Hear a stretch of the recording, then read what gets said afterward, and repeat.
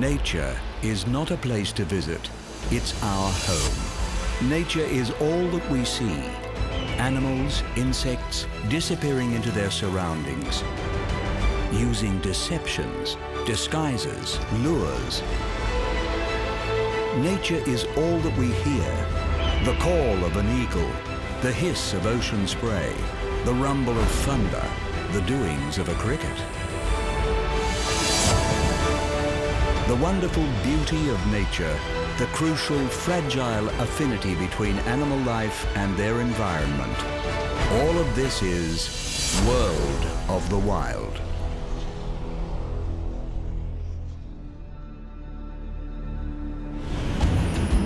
The northernmost part of the globe, the Arctic, is a windswept polar desert. Here, during the brief summers, temperatures never rise above 10 degrees Celsius. While the long winters can average -40, it is one of the least hospitable places on the planet. Life here has developed remarkable responses to this icy environment. In this episode, we meet polar bears, walruses, killer whales, moose, and wolves.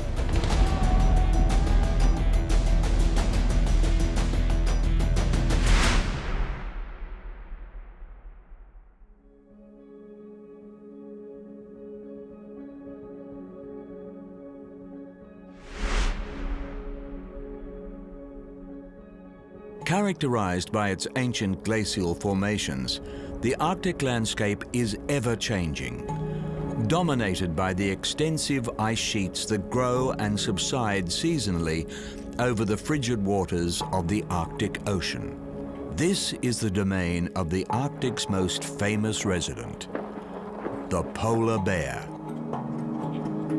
With males weighing upwards of 600 kilograms, the polar bear is the largest terrestrial carnivore on Earth. However, because the vast majority of their time is spent on the sea ice of their Arctic environment, and because they rely on this sea ice to hunt, polar bears are actually classed as marine mammals. In this frozen terrain, the search for food keeps polar bears in near constant motion. Their preferred prey, seals, inhabit the Arctic in their millions, but taking them is far from easy. In the months when there is sufficient ice cover, polar bears must search out the holes that seals use to breathe and lie in wait to launch their attack at the opportune moment. When the ice is too thin, or the seals too elusive, polar bears exist on their fat reserves or scavenge whatever food they can find.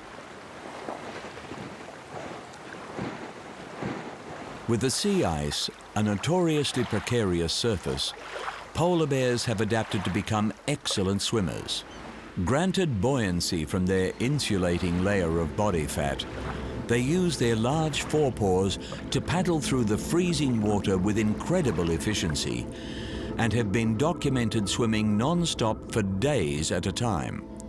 Although generally solitary animals, when they do come together, polar bears are noted for their curious and playful social interactions.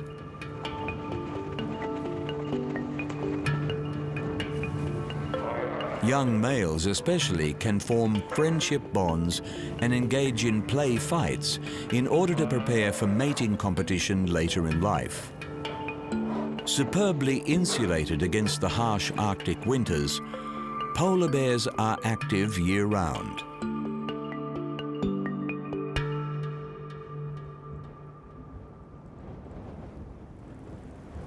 While they do not hibernate, pregnant females dig maternity dens in the snow in order to protect newborn cubs from the elements. Generally giving birth to 2 young, the cubs will stay close by their mother's side for the first 2.5 years of their lives. From her, the cubs will learn the necessary skills to hunt, forage, and survive in this most testing of environments. From an early age, the cubs must be able to travel. With the melting and freezing of the sea ice and the seasonal migrations of their prey, polar bears must remain mobile if they are to feed and live in the ever-shifting world of the Arctic.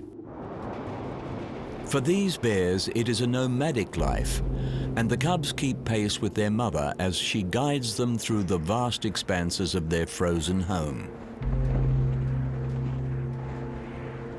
Enlarged paws with enhanced traction help her on the journey, distributing load over thin and slippery ice.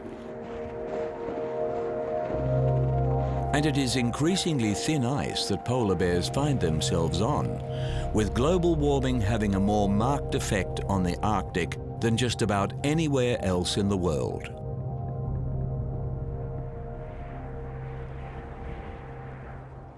Shrinking ice sheets equate to a shrinking habitat for polar bears, and with the ice breaking up earlier each year, their prime winter hunting season is also being reduced, driving bears to shore with insufficient food reserves to endure the lean summer months. Adapting superbly over tens of thousands of years to survive in the Arctic's narrow temperature band, the question of how the polar bear will respond to today's rapidly changing climate is yet to be answered.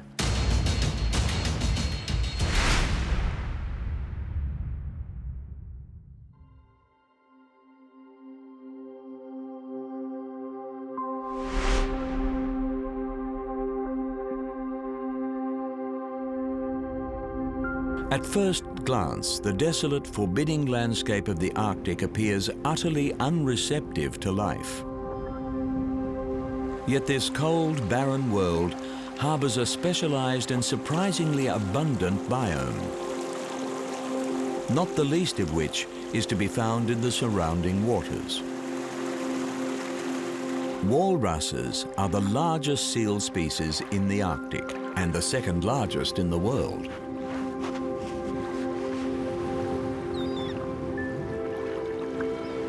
Social creatures, it is rare to see a walrus alone, but recent observations are indicating that onshore gatherings are increasing in size, with rising temperatures leading to reduction in the Arctic's ice shelves. The rocky beaches of the coastline are now hosting herds in their tens of thousands.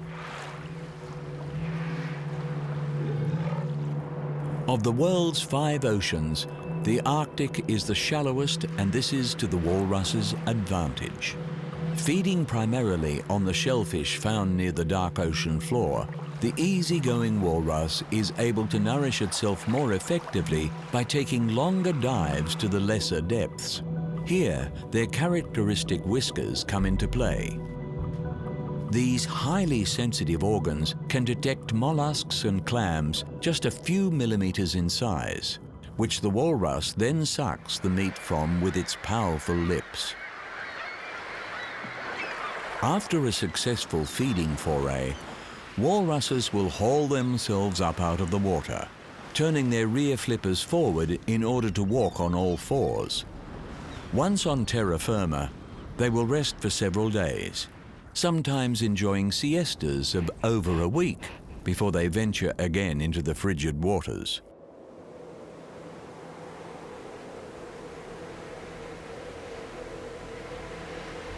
Because the Arctic Ocean is salt water, the water temperature must drop to minus 1.8 degrees Celsius before freezing, and the walrus is perfectly comfortable in these sub-zero conditions.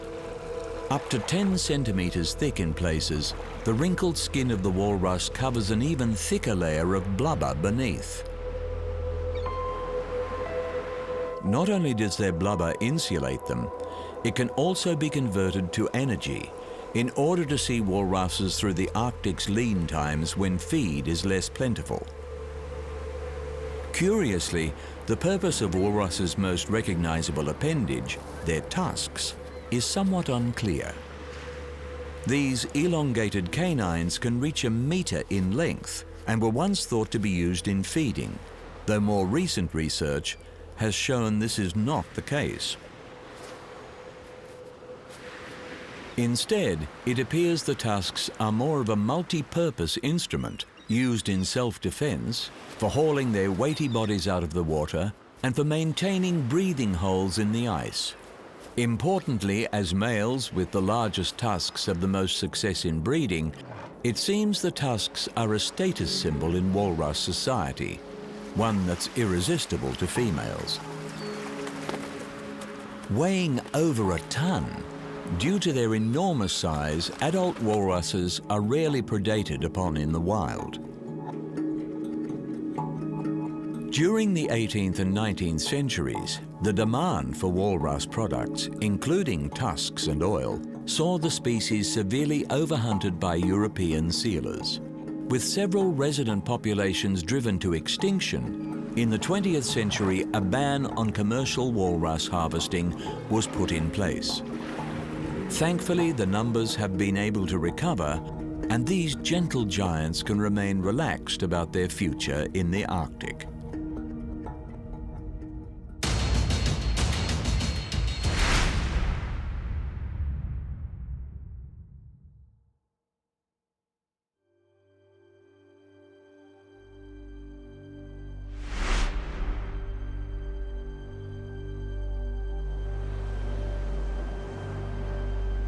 In the waters of the Arctic, one creature presides over all others: the killer whale, properly known as the orca.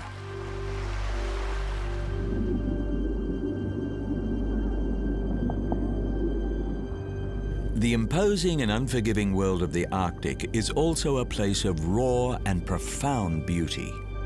With the haunting light display of the aurora borealis flowing across the skies overhead, some of the Arctic's most majestic assets can only be found below the surface.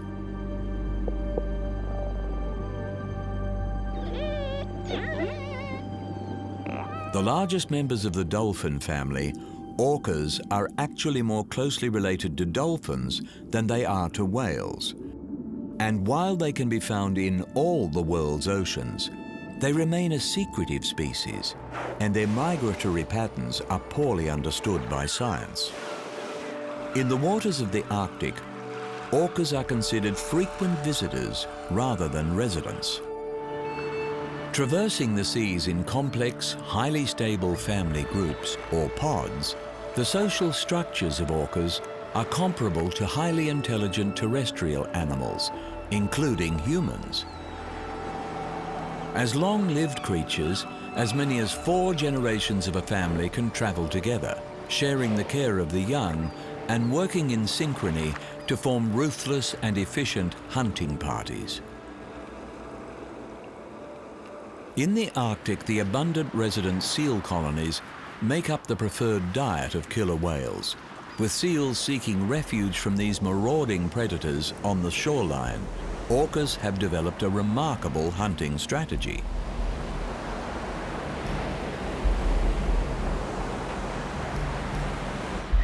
Surging into the shallows where the seals are at rest, orcas will temporarily beach themselves in order to snatch their quarry from beyond the water's edge. With beaching usually fatal for dolphins and whale species, this is a highly risky technique, requiring precise timing if the orca is to make a kill, and more importantly, careful judgment if it can successfully work its huge bulk back into the sea. These beach attacks are not instinctive to orcas, but can mean the difference between feeding or going hungry in the Arctic. Taking years to master, senior killer whales have been witnessed teaching younger pod members the technique by releasing injured seals into the vicinity of the less experienced orcas, allowing them to practice making a beach kill on already weakened prey. Predictions for their future in the Arctic are speculative. The process of bioaccumulation results in toxins from prey species building up in the predators that feed on them. Occupying the top of the food chain, orcas have the unfortunate distinction of carrying the highest toxin levels of any animal in the world. Global warming has resulted in the reduction of much of the Arctic sea ice, actually expanding the orca's habitat in these waters. It has also opened the region's gas and oil reserves to drilling interests.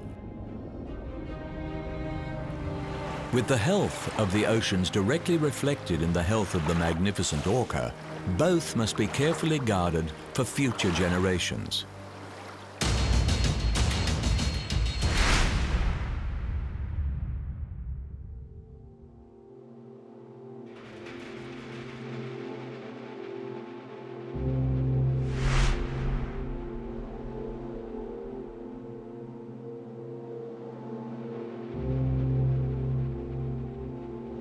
Also known as Arctic elk, the largest member of the deer family, the moose, is a true Arctic survivor. Coated in a layer of permafrost, the Arctic tundra is a treeless plain where only the most hardy shrubs and grasses can grow. Few large animals are capable of existing here. But dividing their time between the most luscious subarctic forest surrounds, moose are frequent inhabitants of these exposed plains.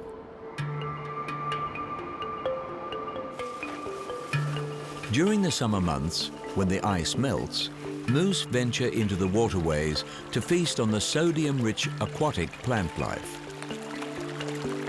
The only deer species capable of feeding underwater, the moose is equipped with muscles that close the nostrils and prevent water from entering its airways, allowing these unlikely animals to submerge themselves completely as they graze the underwater vegetation. As herbivores, moose consume around 30 kilograms of vegetation every day. To feed efficiently in the challenging Arctic environment, they have developed sensitive prehensile lips, which they use to feel out the fresh shoots from the harder twigs, stripping an entire branch of leaves in a single mouthful. In response to the limited feeding opportunities in the Arctic, moose are solitary creatures and, unlike most deer species, only rarely gather in groups. The mating season is the exception to the rule. During the rapid Arctic autumn, around September and October, moose come together to breed. Males compete for access to females, displaying their spectacular antlers to advertise their virility and locking horns to fight for supremacy. Calves are born after 8 months of gestation and grow quickly, able to outrun a human by the time they are just 5 days old. Although they will not reach sexual maturity for 5 years, they will leave their mothers when the next mating season comes around.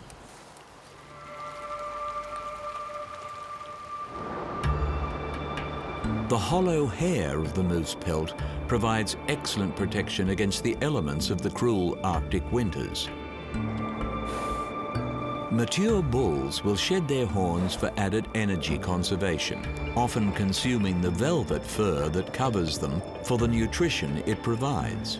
Regrowing in spring, antlers take around 4 months to fully develop, making them one of the fastest growing animal organs. Throughout the winter, the moose's wide hooves are used as snowshoes, assisting these heavy animals across the soft snow. They can also be employed in digging, scraping snow cover away in order to feed on the mosses and lichens beneath. But despite their resourcefulness, not all will endure the 9-month-long Arctic winter. For all their size, moose are surprisingly nimble creatures and are more than capable of defending themselves against their predators in the Arctic.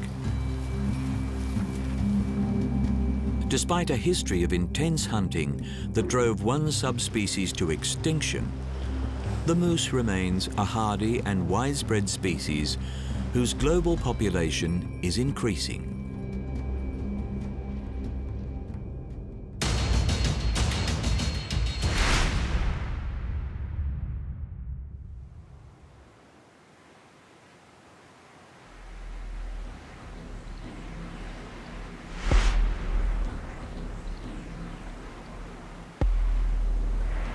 Widely feared and persecuted by humans for its attacks on livestock, in the largely unpopulated Arctic, the mythic wolf remains a commanding presence.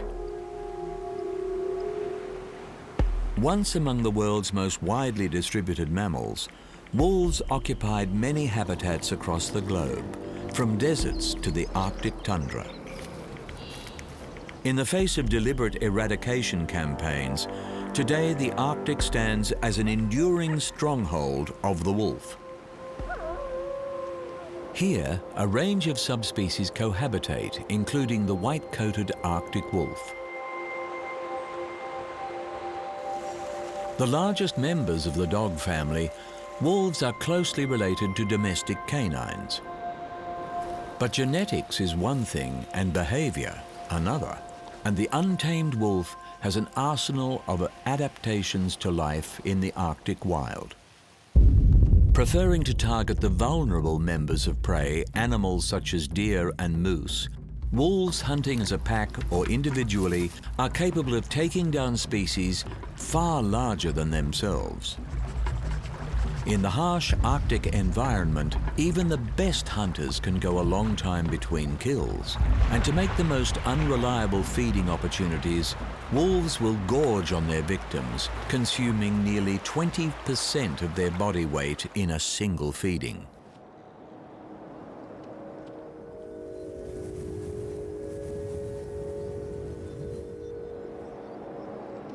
Social animals, wolves generally form packs around a nuclear family model, with a mated pair at the head, accompanied by their offspring. With around 5 to 11 members, generally only the alpha pair of the pack are permitted to breed. With the breeding pair usually working the hardest during pack hunts, when a kill is made, they will eat first, feeding on the nutritionally rich organs so that they can continue producing healthy pups.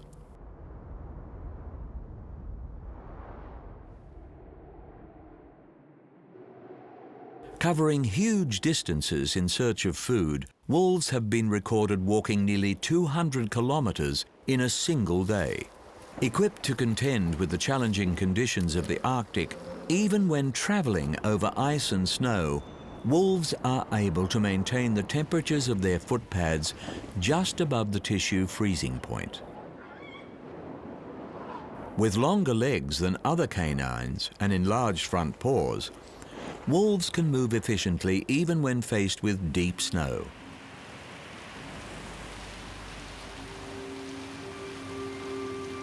Territorial animals, to ensure a most reliable supply of food, wolves in the Arctic tend to establish wide ranges, as large as several thousand square kilometers. Scent marking their turf every few hundred meters, the wolf's iconic howl is also used in maintaining territory.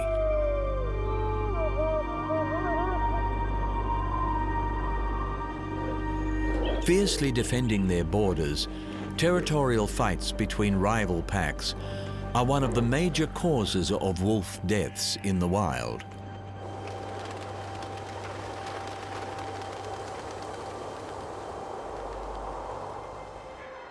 Extinct from much of their historical range due to targeted hunting around the world, the decline of wolf numbers has been turned around since the late 20th century through legal protections and reintroduction programs. Throughout this, the largely uninterrupted wilderness of the Arctic has maintained a stable population, and with careful conservation, is expected to continue to do so.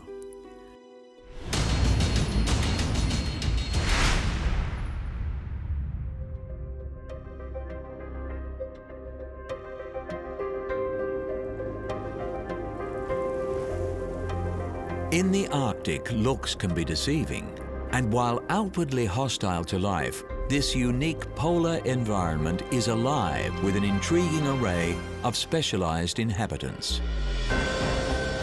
In this episode, we have met polar bears, walruses, orcas, moose, and wolves.